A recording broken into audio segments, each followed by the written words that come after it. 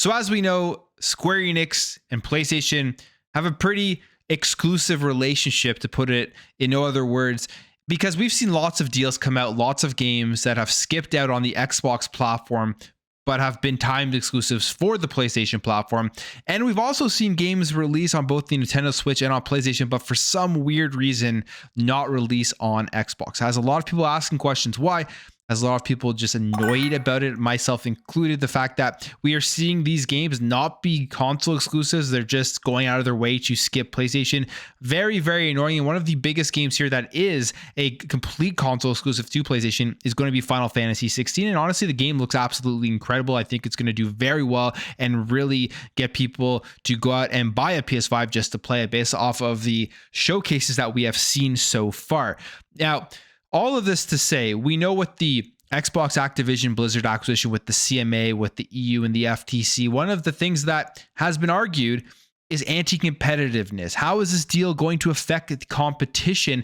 And will Xbox wield its power with Activision Blizzard to make sure games don't land on the PlayStation platform? Or if they do land on the PlayStation platform, are they going to degrade the games? And we know Microsoft has come out and offered assurances, even offered deals to guarantee that this is not going to happen, where you have PlayStation still there complaining that they are worried it's going to happen, even though currently right now within the gaming industry, it's PlayStation that is doing a lot of the so-called anti-competitive stuff here with the exclusivity, wielding their power of being extremely dominant in the high-end console market around the world compared to Xbox, who really is very competitive in the United States, and that's the most competitive market that they are in, whereas PlayStation has more of a dominant stake in many different parts of the world.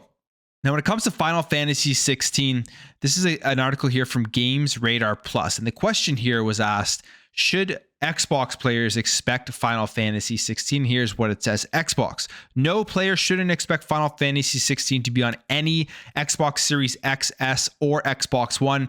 And the reason is a weird one. In the ongoing conflict between Sony and Microsoft, it has been revealed in release documentation from the CMA that Sony has signed deals with third-party developers to stop them from working with Microsoft specifically. Square Enix has permission to work with others. Presumably, this would be after the 6-month exclusivity period, but Microsoft and the Xbox specifically is off limits to them. The exact details of this exclusion are not clear yet, but it means that third-party games made for Sony likely won't be on Xbox at any time in the near future and may not be on it at all. And this answers that question for Final Fantasy VII Remake. People are wondering what is going on with this. We saw that it was a 1-year exclusivity. It's been far past 1 year of exclusivity, and it still has not made its way onto Xbox. Seemingly is never making its way onto Xbox. And you can assume it's because within the exclusivity contract that Sony signed with Square Enix, they specifically said that the game could not release on the Xbox platform. And in terms of the CMA document, now these are older CMA documents. These came back all the way out, I think in October of 2022. And now it's really being brought to the forefront. Not sure if people missed it, but now when it comes to Final Fantasy 16 on the horizon, there's going to be a lot of questions from Xbox gamers. Will it ever make its way onto Xbox? So we're talking about this here, and it is being highlighted as section 3.67 from a CMA document says, exclusivity strategies are not uncommon in the games industry, and other market participants have access to their own content. Both Sony and Nintendo's exclusive first-party games rank among the best-selling in Europe and worldwide. Current Sony exclusive content includes prominent first-party titles such as The Last of Us, Ghost of Tsushima, God of War, and Spider-Man.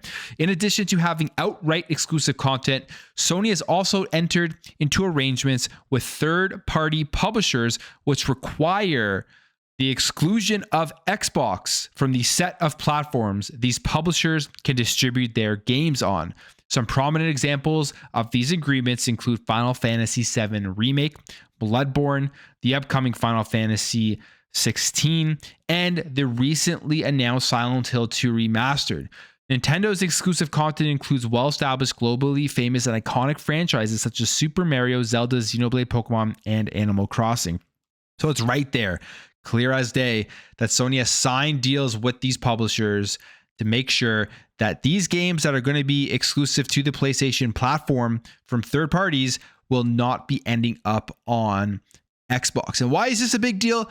Well, it's a big deal because this is exactly what Sony is accusing Xbox of the potential of doing. And it seems like throughout this entire saga of the Xbox Activision Blizzard merger, everything that's been going on, the back and forth between Microsoft and Sony, it's been Sony projecting all the things that they currently do onto Microsoft because they're sitting there and they're knowing with a great amount of power in the gaming industry, they can do tons of stuff to try and hurt competition with other consoles, with other companies, by not allowing games at any point to ever be accessible on those other platforms. And Microsoft is sitting there saying, hey, we know exactly what you do, but we don't have to do that. We have a completely different strategy. We have an ecosystem with Game Pass and Xbox Cloud Gaming that's already available everywhere. So we don't care about taking part in these anti-competitive, these third-party exclusive deals to make sure games do not show up on your platform ever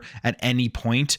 They know that if Activision Blizzard does go through by putting these games and keeping them on the PlayStation platform, it is going to be better for Xbox and for Microsoft. They're going to be able to make more money from the games themselves, and they're still going to allow players on the other platforms to be able to play them.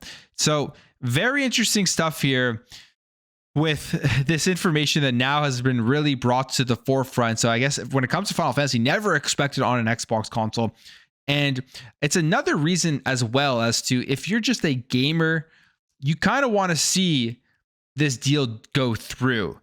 And I say that because the thing I keep going back to is the more third-party exclusivity that PlayStation is able to do, the more power that they have, the less amount of people that are actually going to be able to play games that for absolutely no reason shouldn't be available across every single platform. These aren't the first-party games that PlayStation is making. They have every right with their first-party content to keep it on their own platform. These are third-party titles that are going out and making special deals just to make sure that people just can't play them.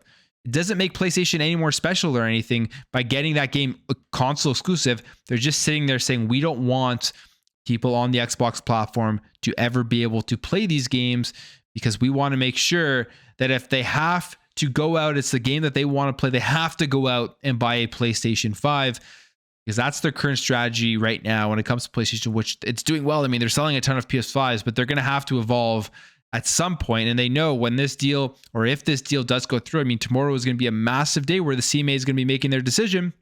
They're going to have to evolve faster into more of the ecosystem subscription, cloud-based stuff to keep up with Xbox. So interesting information here. Tomorrow's a big day. We'll see what the CMA comes to. And another thing here too is that there's a lot of investigation going on with the governments, the American government, looking at how PlayStation takes part in anti-competitive practices in Japan to keep other competitors from coming in and be able to get a bunch of games. And stuff like this is not going to work in Sony's favor. It's almost like all of the pushback they've been doing to try to block this deal is now going to be backfiring as more and more of their practices are being brought to the forefront, where you're going to have government officials coming in. And I feel like if you're a private company, you're one of these massive gaming companies, the last thing you want is scrutiny from government officials getting involved in all of your business. But I'll leave the video there, guys. If you enjoyed this video, hit that thumbs up. If you're new here, hit that subscribe, and I'll catch you guys in the next video.